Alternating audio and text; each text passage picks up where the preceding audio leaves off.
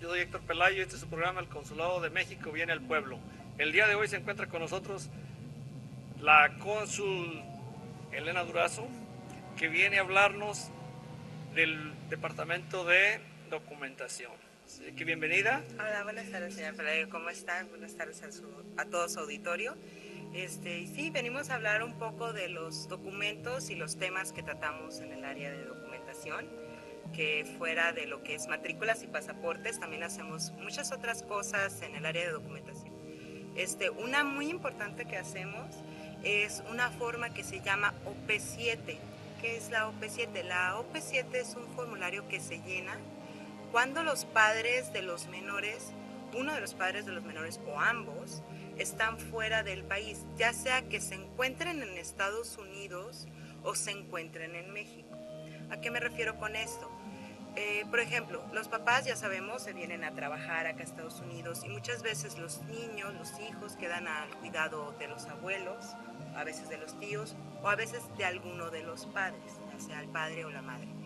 Lo que es la forma OP7 es la forma en que ellos tienen para enviar un permiso para que si su hijo necesita un pasaporte, sacarlo en la Secretaría en México, el padre viene con nosotros, llena este formato que es la autorización y nosotros nos encargamos de que llegue a México para que allá la persona que está encargada del menor de edad pueda tramitar lo que es su pasaporte sin ningún problema. O sea, es una especie de carta poder.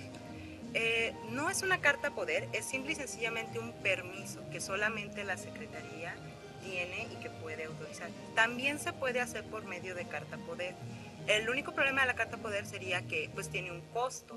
Tienes que ir con un notario y tiene que ser por un notario público de México para que tenga valor en México. Como estamos en Estados Unidos, sí se podría hacer un poder notarial en el consulado, como ya sabemos, se hacen poderes notariales que tienen valor en México, pero esta OP7 en realidad, que es lo que necesitan, no tiene ningún costo. O sea, no tendría caso si están acá enviar un poder notarial cuando puedes hacer la OP7, que es totalmente gratuita y no implica no tiene mayor complicación. ¿Qué documentos se les requieren para este trámite? Para una OP7 necesitamos como mínimo la copia del acta de nacimiento del menor. Si la tienen en original es mucho mejor, porque nosotros compulsamos que vimos la original. Si no, una copia completamente legible. Que vengan los datos del niño y que vengan los datos del padre y o la madre, ¿no? Y también necesitan una identificación de papá, mamá o de ambos, si es que ambos están acá, con fotografía y firma, que venga su nombre completo, cómo está en el acta del menor y que esté vigente sobre todo. La Secretaría pide que esté vigente. Nosotros siempre le pedimos que mínimo unos 6 meses, porque la OP7 tiene una vigencia solamente de 90 días. Entonces, si está vigente nomás por un mes la ID, pues puede que la Secretaría, como ya van después, ya no acepten el trámite. Es lo que podría pasar. O sea que tiene sus limitaciones, ¿no? Tiene sus limitaciones. Nosotros tenemos 7 días para enviarla. Una vez que usted asiste al consulado, tenemos de 5 a 7 días hábiles para enviarla, para que llegue a la Secretaría en ese lapso de tiempo. Después de ahí, o sea, se tienen 90 días naturales a partir de la fecha que los padres acuden al consulado. Entonces quiere decir que, por ejemplo, si yo tengo mi hijo en México y lo quiero traer para acá, ¿es igual? ¿O es nada más de aquí para allá? Puede ser igual también. Tanto un padre puede enviar la OP7 del extranjero hacia México como de México hacia el extranjero, que el niño esté acá en Estados Unidos y uno de los padres esté en México, también se puede. También se puede enviar dentro de la República Mexicana. O sea, si un papá, también está mucho el caso de que, no sé, los papás andan acá en Tijuana, en Baja California, en algún lugar, y la mamá no se vive en el estado de Oaxaca o de Michoacán y está con el niño, también se puede hacer entre México y la misma Secretaría. Funciona tanto en el extranjero como dentro del país.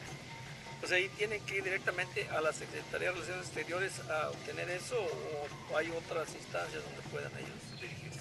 En México es solamente en la Secretaría de Relaciones Exteriores, ya sea en la matriz de cada estado, que casi siempre están en las capitales, o puede ser en una de las oficinas enlace de la Secretaría, que ya sabemos que tiene varias en el país, dentro de los estados, o en alguna embajada o consulado de México, ya sea en el exterior.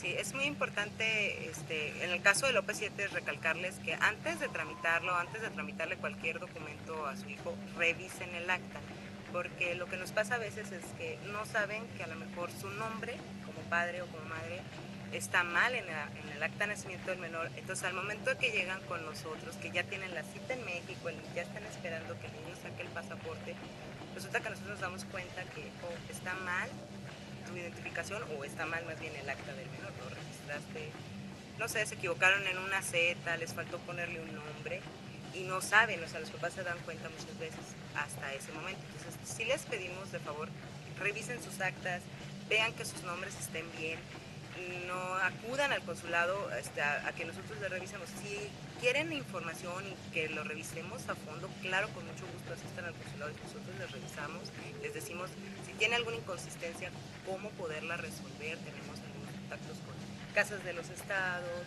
incluso poderles conseguir, no sé, un número de registro civil que vienen en las guías paisanos que todos conocemos. Cualquier información se la podemos dar ahí, pero muchas veces sí van ya con todo y resulta que nosotros le damos la mano noticia de que, oiga, está mal el nombre de usted en el acta de su hijo, está incompleto. Entonces eso imposibilita la OP7 totalmente, no hay nada que podamos hacer hasta que ellos resuelvan, ya sea que sea su identificación o el acta de O sea, pero también puede ser que el acta de los padres esté mal desde un principio. Exactamente. Pero eso se puede resolver aquí en el consulado si es que están de este lado, o tiene que ser directamente en México. Si son nacidos en México se tiene que hacer directamente en el registro civil, solamente la oficina del registro civil que los registró, bueno, más bien dentro del estado donde fueron registrados, pueden hacer ese tipo de cambios. Nosotros podemos darles la información de dónde está la oficina, más o menos guiarlos de qué es lo que necesitan hacer, pero ellos sí se tienen que contactar con la oficina. La mayoría de las oficinas, yo creo que el 99% aceptan trámites desde el exterior, o sea que alguien lo puede hacer por usted. Muchas veces, y depende del cambio que se vaya a hacer en el acta, piden un poder notarial, que ese sí lo podemos hacer en el consulado con mucho gusto, tenemos los requisitos y hacemos un poder notarial, porque eso afecta después a futuro.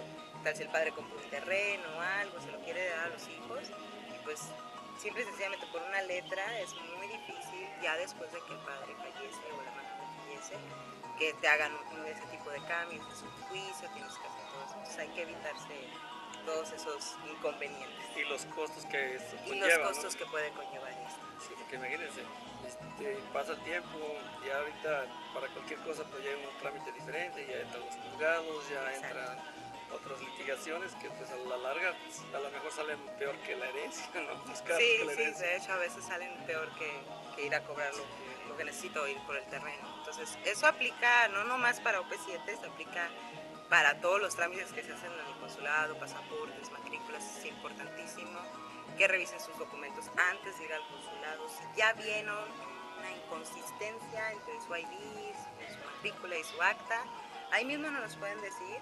Nosotros, por lo regular, la mayoría del tiempo nos damos cuenta de ese tipo de errores, pero si ustedes ya vienen con sus documentos bien revisados, pues es mucho más fácil poderles ayudar, porque ya sabemos por dónde, o al menos ya vienen medio informados por dónde. Sí, porque de hecho a mí me pasó ya que llegué yo, quise tramitar mi pasaporte y no lo pude hacer porque creo que el acta de nacimiento que yo traía, como ya era muy antigua, no traía, creo tenía que traer un sello del lugar donde me lo otorgaron. Exacto, Y que desafortunadamente, bueno, yo no sabía y lo solicité, bueno, ahí fue el problema, pero esto lo podemos evitar de aquí para adelante. Todo aquel que nos está escuchando, es que tome nota de todos estos detallitos para que no batalle como nosotros ya me pasó. Exactamente. Sobre todo si son trámites para sus hijos, en este caso, digo, mi tema aparte es OP7, que es importante, es para menores de edad solamente. Siempre es importante ver que cuando registran a sus hijos, ya sea aquí o en México, que esté bien todo el documento, que esté bien escrito su nombre, que concuerde con sus actos, porque después cuando vienen ya al trámite, andan arreglando sus papeles, ahí es donde se les puede atorar un poquito el trámite y desgraciadamente nosotros mucho no podemos hacer para corregir. Podemos guiarlos, podemos darles la información y buscarla, pero ustedes, las personas son las que tienen que hacer. Pero normalmente ustedes son los culpables cuando llega uno ahí, cuando llega uno frustrado porque no pudo arreglar y dice, es culpa de ellos, que no me quisieron ayudar. Exactamente, pero pues no somos registro civil. Podemos registrar a los niños nacidos aquí en Estados Unidos y ser los dobles ciudadanos, pero fuera de ahí los registros civiles son Sí, no, es que de hecho eso, sí. eso es lo que tenemos nosotros, que somos muy distraídos, no revisamos la documentación y al final del día vamos y nos molestamos con las personas que nos están tratando de orientar y sabes que te falta esto, no te lo puedo dar por esto, pero mire, yo ya estoy aquí, ¿por qué no me lo dan? Pues simple y sencillamente porque no hicimos la tarea. Exactamente, muy importante, revisen sus documentos, importantísimo, y sobre todo si nosotros les decimos que hagan su corrección, háganla como se los decimos, porque si pasa que les decimos nosotros ABC, pues van y hacen D y F, o sea, tienen que hacerlos como nosotros a veces les decimos, perdón, a veces es difícil, es un poco más complicado, no difícil, hacerlo como nosotros les decimos porque lleva un proceso, pero ese es el proceso que debe de llevar. Si alguien no lleva una parte de ese proceso, el trámite incluso para corrección puede salir mal y pues lo que pasa es que ahora sí está más mal el acta, más mala identificación, entonces se va complicando cada vez más. Entonces si desde un principio hacen todo, aunque cueste un poco de tiempo, aunque cueste un poco de trabajo, hay que hacerlo como va marcado en el proceso. Pero a la larga sale ganando, porque si lo hacemos bien desde la primera vez, no tienes que preocupar ya para el futuro. Lo más que tardan, o promedio que se tarda en arreglar un acta son unos 6 meses máximo, y si eso sí es un poder notarial, que la persona esté acá, que no pueda ir, o si es de plano una corrección muy grande, que sea cambiar completamente un apellido, cambiar completamente un nombre. Esas son las correcciones que toman tiempo. Las demás, en un lapso máximo de 6 meses, ya están. ¿Qué pasa en el caso de una emergencia? Que tenga uno que viajar por X razón y que pues, no tenga uno ese documento, ¿hay alguna forma de que se les pueda dar un salvoconducto para que se muevan por 2-3 días o 24 horas, qué sé yo, para que pudieran viajar? Sí. Sí, siempre consideramos todas esas situaciones. Siempre les pedimos a las personas que, punto número 1, traigan algún comprobante de su emergencia. Casi siempre el boleto de avión nos sirve perfectamente bien, porque pues, si vemos que ya se va mañana y sale de aquí de Los Ángeles y va a México, pues obviamente necesita su pasaporte para poder abordar el avión. En esos casos sí podemos hacer algo. Muchas veces es un pasaporte por un año, la mayoría del tiempo es un pasaporte por un año con algún tipo de observación. Casi siempre las observaciones pueden ser del acta, pueden ser de la identificación, pueden ser alguna corrección en el acta, especificarla, nosotros la especificamos. En la cuarta página del pasaporte, cuando usted lo abre, ya ve, está la libreta con su foto, tiene una página que es donde viene la autorización y todo para qué le sirve el pasaporte, es muy importante leerlo, ahí viene todo lo para qué sirve el pasaporte. La siguiente página es donde dice cuánto pagó y qué observaciones tiene el pasaporte. Si es menor de edad, va a llevar siempre una observación que diga que viaja con permiso de los padres. Si es mayor de edad, tiene algún sello en esa página, tienen que leer qué dice el sello. Si el sello dice canjeable con acta nueva, quiere decir que el acta que usé la vez pasada no me sirvió, tengo que ir por una nueva, porque así nos pasa. Va la gente y dice, no me dijeron que necesitaba traer, pero en su pasaporte dice lo que le decimos la vez pasada, porque tampoco nos vamos a acordar de todos los casos o muchos casos, entonces es importante. Sí se puede hacer ese pasaporte por un año para viajar, pero siempre les pedimos un comprobante de emergencia, boletos de avión, casos de migración, que ya tengan su hoja para biométricos de migración, eso también lo contamos como emergencia. Casi siempre lo consideramos emergencia una semana promedio antes del evento, antes del viaje o antes de la cita de migración. Un familiar enfermo, por ejemplo, muchas veces han traído cartas de hospitales, nos las mandan por fax al consulado, y con eso nosotros comprobamos obviamente que la persona está hospitalizada está grave, si se encuentra un familiar de ellos en un hospital en México. Perfecto, eso también nos sirve. Muchas veces lo hacen cuando se van a ir en camión, por ejemplo, se van a ir en autobús o algo así, o no tienen todavía el boleto que lo están comprando ahora sí de emergencia, de que ya me quiero ir mañana. También podemos usar eso.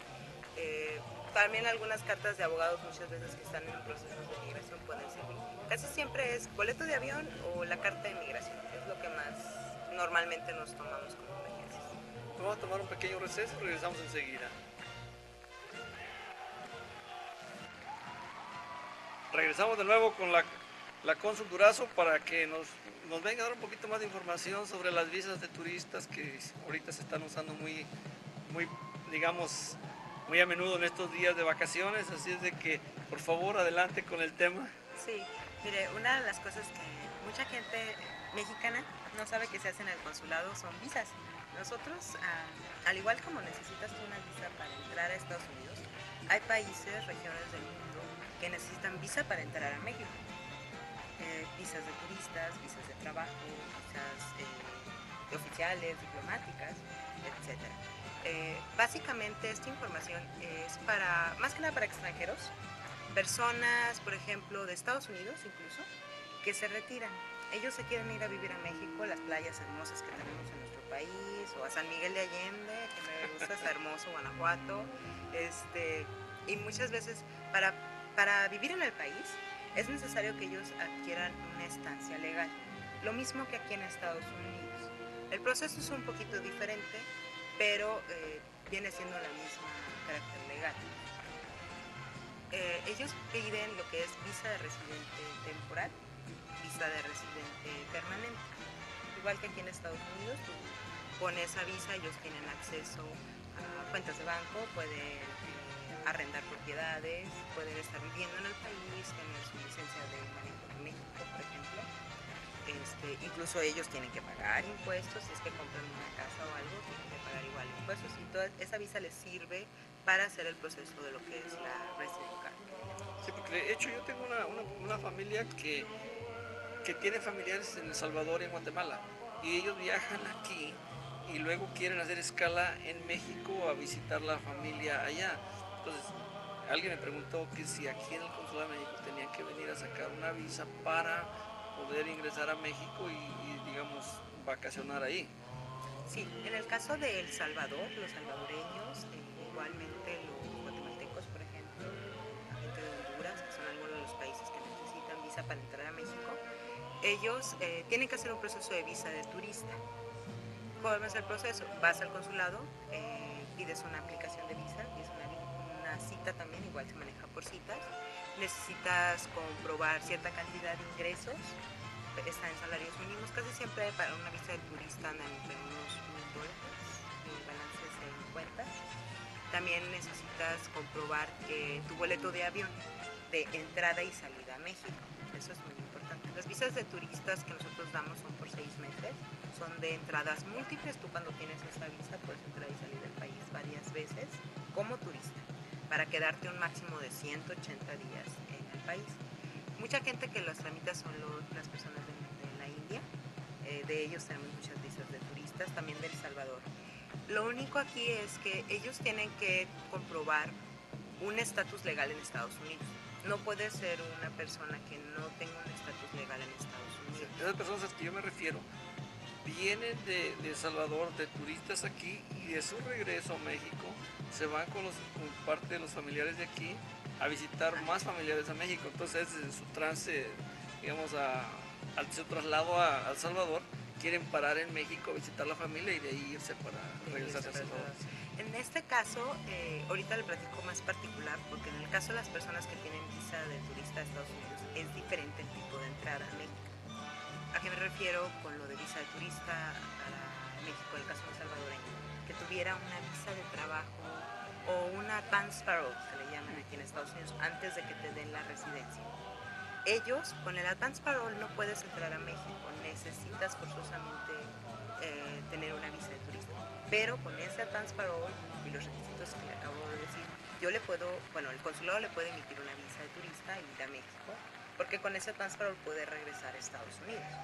En el caso que usted platica muy particular, a partir del noviembre del 2012 la ley de migración se cambió en México y una de las cosas que cambiaron es que si tú eres una persona que viaja de Estados Unidos hacia México con una visa de turista o una visa de múltiples entradas a Estados Unidos, que puede ser de trabajo de múltiples entradas, o sea que no esas visas que dicen no valid for entry to the United States.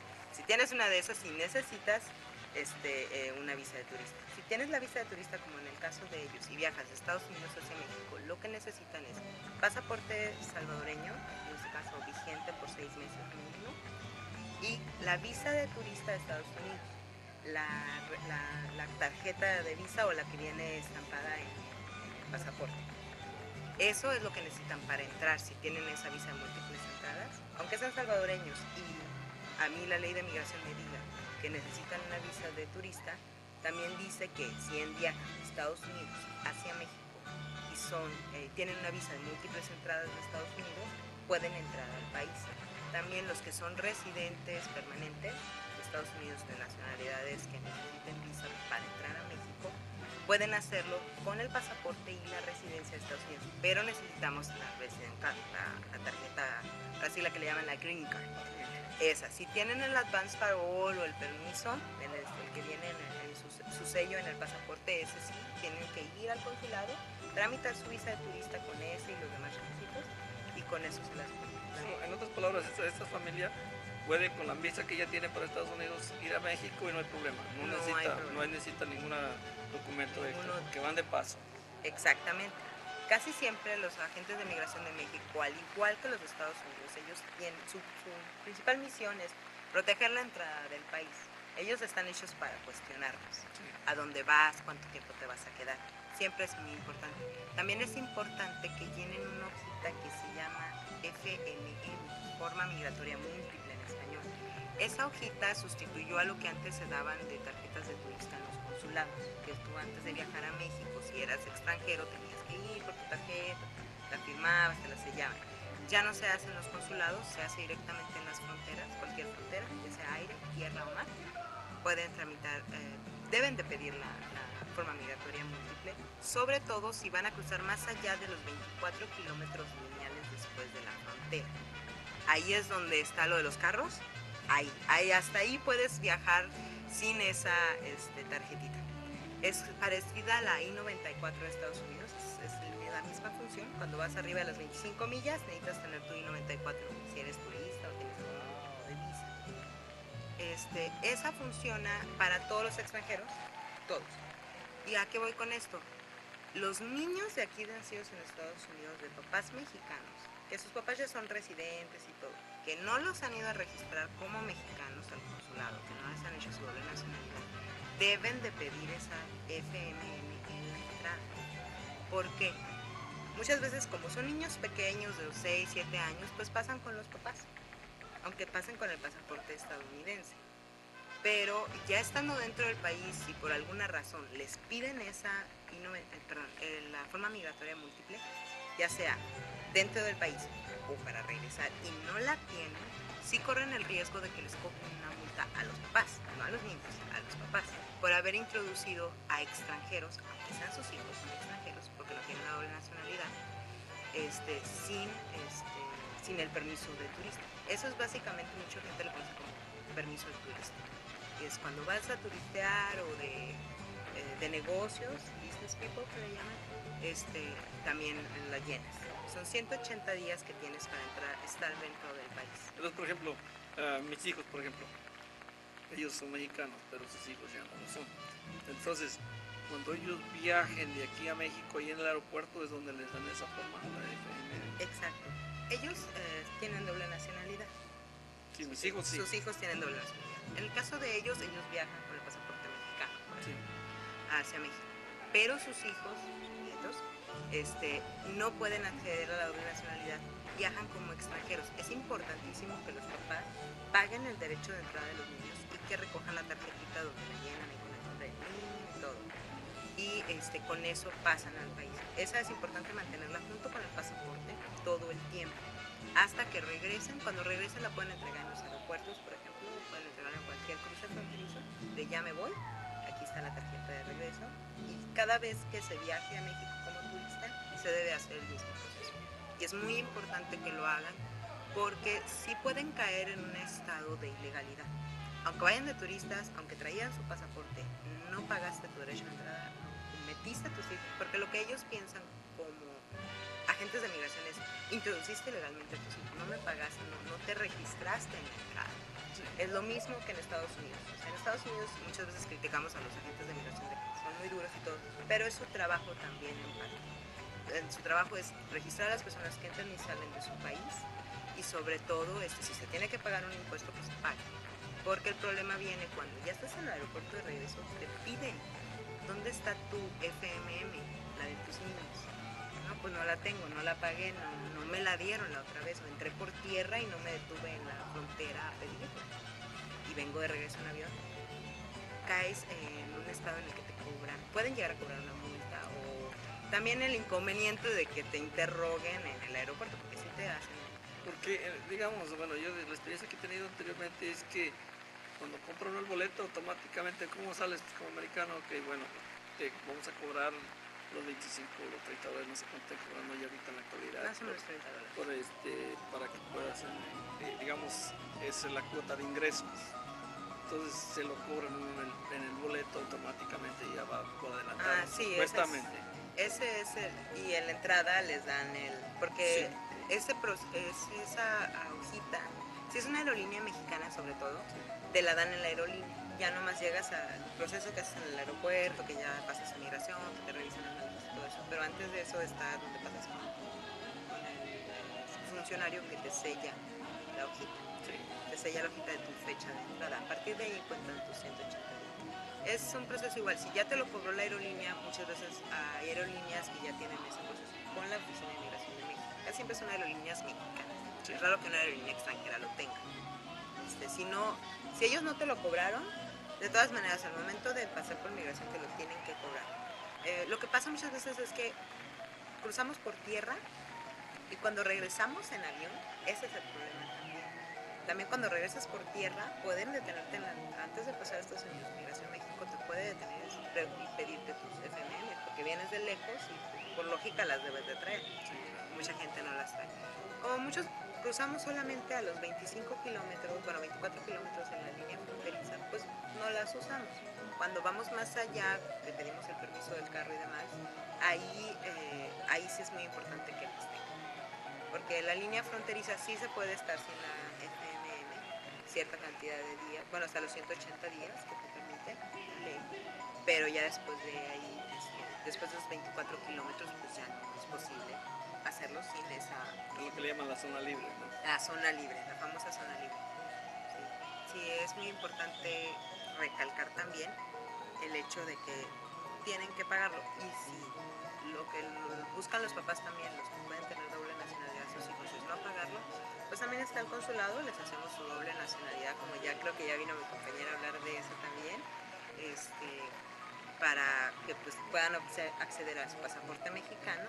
Ya con eso no es necesario que lo paguen, de hecho ya no tienen que pagarlo porque los niños ya son legalmente mexicanos. Pero digamos, en mi caso mis nietos esos ya no se pueden hacer mexicanos. No, así ya no se puede. Sí.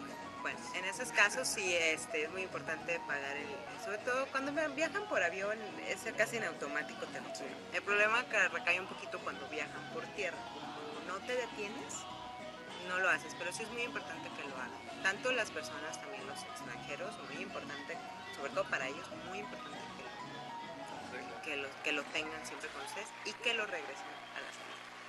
Bueno, pues creo que estamos llegando a punto de llegar al final del programa. Muchas gracias por haber venido y esperemos que siga viniendo para que nos traiga esta información tan importante que a nuestra gente le hace tanta falta. Muchas gracias por invitarnos y pues cualquier cosa estamos en el consulado.